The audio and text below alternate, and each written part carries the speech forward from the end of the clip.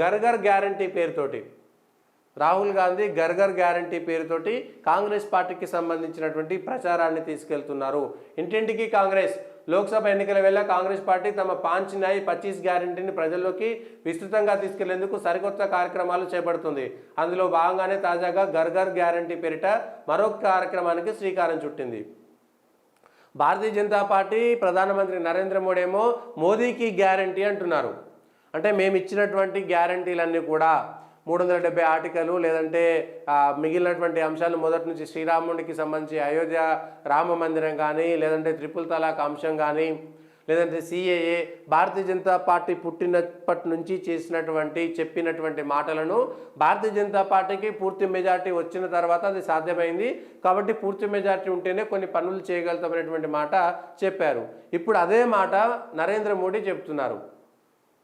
BJP ఇచ్చినటువంటి హామీలు, BJP party పుట్టిన తర్వాత పోరాటం చేసినటువంటి అనేకమైనటువంటి అంశాలను మోదీ గ్యారంటీ అంటే మేము అమలు చేసినాం, మేము మాట ఇచ్చినాం, అమలు చేసినాం, అదేదో కేవలం రాజకీయం కోసం మేము చేయలేదు, అమలు చేసినాం, మోదీకి గ్యారంటీ అసలీ గ్యారంటీ అనేటువంటి పేరుతోటి ప్రజల్లోకి వెళ్తున్నారు. ఇప్పుడు ఆ మోదీ గ్యారంటీకి కాంగ్రెస్ ఇచ్చేటువంటి గర్గర్ గ్యారంటీకి ఈ 2 గ్యారంటీల్లో ఏ గ్యారంటీకి ప్రజలు గ్యారంటీ ఇస్తారో చూడాలి. ప్రజలకు సంబంధించినటువంటి ఓట్ల గ్యారంటీ ఎవరిస్తారో చూడాలి దేశవ్యాప్తంగా. ఎందుకంటే ఇది తెలంగాణలో అయినా మిగిలిన ఆంధ్రప్రదేశ్లో అయినా దేశవ్యాప్తంగా ఏ రాష్ట్రాలకు పోయినా సరే ఈ నినాదాలు గట్టిగా ఉంటాయి. జాతీయ పార్టీలు కాబట్టి అధికారంలో ఉన్నటువంటి బీజేపీ కానీ ప్రతిపక్షంలో ఉన్నటువంటి కాంగ్రెస్ కానీ 2 పార్టీలు 2 నినాదాలను ప్రజల్లోకి తీసుకెళ్తున్నాయి. మోదీ గ్యారంటీకి ప్రజలు గ్యారంటీగా ఓటేస్తారా, లేదంటే కాంగ్రెస్ చెప్పినటువంటి గర్గర్ గ్యారంటీకి 5 న్యాయ్ 25 గ్యారంటీ అనేటువంటి 25 గ్యారంటీల వైపు ప్రజలు మొగ్గు చూపుతారా, దేశ ప్రజలు ఎటువైపు వెళ్తారనేటువంటి దానికి గర్గర్ గ్యారంటీ పేరిట మరో కార్యక్రమానికి శ్రీకారం చుట్టింది.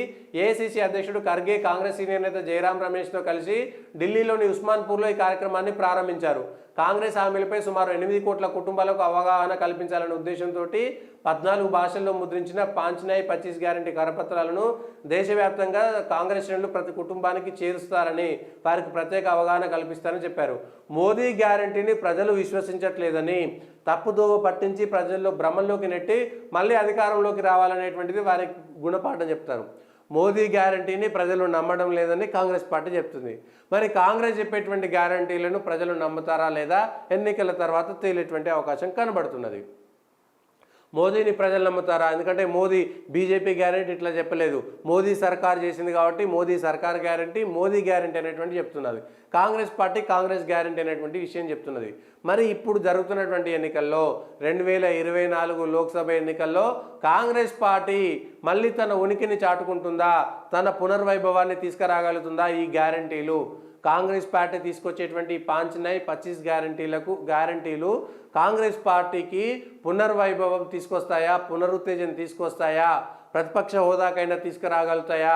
రాహుల్ గాంధీకి సంబంధించినటువంటి నాయకత్వానికి ఈ ఎన్నికలు నిజంగా ఒక పెద్ద ప్రశ్న, పెద్ద ఏమంటారు లిట్మస్ టెస్ట్, చాలా పెద్ద పరీక్ష.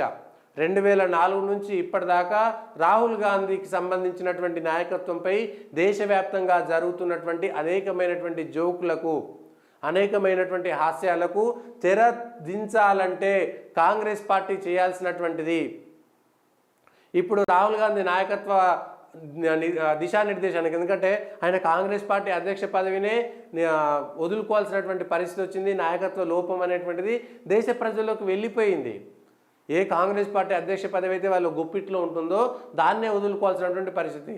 సో కాంగ్రెస్ పార్టీ అధ్యక్ష పదవి తీసుకునేటువంటి వ్యక్తి ఏ విధంగా దేశ ప్రజలకు నాయకత్వం వహిస్తారనే చర్చ పైన ఇవాళ 2024 ఎన్నికల్లో కూడా కాంగ్రెస్ పార్టీ కనుక ఓడిపోతే 40 స్థానాలకు 50 స్థానాలకు పడిపోతే ఇక భవిష్యత్తులో రాహుల్ గాంధీ నాయకత్వానికి పెద్ద గుండు సున్నా వచ్చేటువంటి ప్రమాదం ఉన్నది.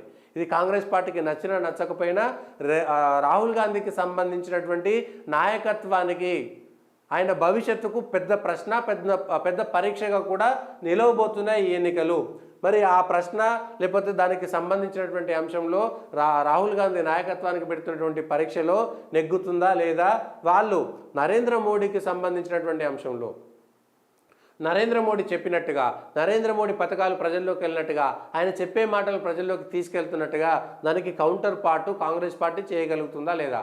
కేవలం మైనారిటీ ఓట్ల మీద మాత్రమే ఆధారపడి ప్రతిసారి మెజార్టీలకు సంబంధించినటువంటి అంశంలో సిఏఏ, ఎన్ఆర్సీ లాంటి దేశ భద్రతకు సంబంధించినటువంటి అంశంలో కేవలం మైనార్టీ ఓటు బ్యాంకు కోసం మాత్రమే చేస్తున్నటువంటి రాజకీయాలను విడనాడకపోతే త్వరగా మెజారిటీలు పూర్తిగా కాంగ్రెస్ పార్టీకి దూరం అవుతారు. అక్కడో ఇక్కడో అధికారంలో వచ్చింది కాబట్టి వచ్చిండొచ్చు, కానీ దేశానికి జరిగేటువంటి ఎన్నికల విషయంలో ప్రతిసారి దేశంలో లౌకికత్వము, సెక్యులర్ పేరు మీద హిందువుల మనోభావాలను దెబ్బతీసినటువంటి ప్రతిసారి కూడా ఆ కాంగ్రెస్ పార్టీ పరిస్థితి ఎక్కడికి పోతుందో చూడాలి, ఏం జరుగుతుందో చూడాలి దేశవ్యాప్తంగా జరుగుతున్నటువంటి ఈ చర్చలో.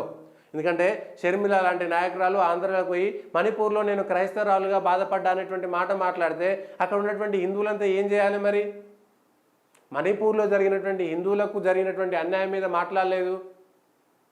గోధ్రా లాంటి సంఘటనలో కూడా అల్లర్లు జరిగినాయనేటువంటి మాట మాట్లాడారు, కానీ అంతకుముందు జరిగినటువంటి ఆ రైల్లో పోయినటువంటి కరసేవకులను దహనం చేసినటువంటి అంశం పైన ఎవరు మాట్లాడలేదు. అంటే ప్రజలు దానికి సంబంధించిన అంశాన్ని, ఆ ఉద్వేగాలను తీసుకొస్తారు. బీజేపీకి మంచి అవుతుందనేటువంటి నీవు ఒక మాటతోటి రాముడిని, అయోధ్య రామాలయాన్ని కూడా వ్యతిరేకించినటువంటి విషయాన్ని, అక్షింతలను కూడా వ్యతిరేకించినటువంటి విషయాలను ప్రజలు మర్చిపోరు కదా. అభివృద్ధితో పాటు ప్రజల సెంటిమెంట్ అంటే కేవలం మైనార్టీలకు సంబంధించినటువంటి సెంటిమెంట్లను మాత్రమే గౌరవిస్తారా, మెజార్టీలకు సంబంధించినటువంటి సెంటిమెంట్లను గౌరవించరా అనేటువంటి అంశాలు కూడా తెరపైకి వస్తాయి. దానికి సంబంధించినటువంటి అంశాలు కూడా ఖచ్చితంగా మాట్లాడేటువంటి పరిస్థితి వస్తుంది. కాబట్టి ఈ 25 గ్యారంటీ అనేటువంటి దాంట్లో మెజారిటీలకు సంబంధించినటువంటి మెజారిటీలు కోరుకునేటువంటి అంశాలలో వాళ్ళ భావోద్వేగాలు, వాళ్ళ పూజా విధానాలను గౌరవిస్తారా లేదా గ్యారంటీలో, ఈ గ్యారంటీ ఉందా లేదనేటువంటి కూడా ఆత్మావలోకనం చేసుకోవాలి. కాంగ్రెస్ పార్టీ ఆత్మావలోకనం చేసుకోవాలి. లేకపోతే ఇదే పరిస్థితి వస్తుంది. మళ్ళీ భారతదేశం ముక్కలేటువంటి పరిస్థితి రాకూడదు. దేశ విభజన జరిగినప్పుడు ఎవరి నాయకత్వంలో జరిగిందో అందరికీ తెలుసు. మరొకసారి దేశ విభజన జరగకుండా ఉండాలంటే ఆ గ్యారంటీలో ఈ గ్యారంటీ కూడా ఉండాలి. లేకపోతే ముస్లింలు, క్రిస్టియన్లు, మైనారిటీలు ఎక్కువగా ఉన్నటువంటి స్థానాల వైపు వెళ్ళి అక్కడ గెలుస్తున్నామంటే కాంగ్రెస్ పార్టీ పైన మరొకసారి ఆ మచ్చ కూడా వస్తుంది కదా. అంటే వాళ్ళ ఓట్లు వేస్తే గెలుస్తుంది కాంగ్రెసు, మెజారిటీల ఓట్లు అక్కర్లేదా అనేటువంటిది కూడా క్లారిటీ రావాలా. లేకపోతే కాంగ్రెస్ పార్టీకి సంబంధించినటువంటి ఈ 25 గ్యారంటీలను ప్రజలు నమ్ముతారా లేదా, ఆ 25 గ్యారంటీలో మెజారిటీల మనోభావాలను కాపాడతామనేటువంటి గ్యారంటీ ఉంటుందా లేదా కూడా కాంగ్రెస్ పార్టీ చర్చించుకోవాల్సినటువంటి, ఆత్మావలోకనం చేసుకోవాల్సినటువంటి సందర్భం ఇదే.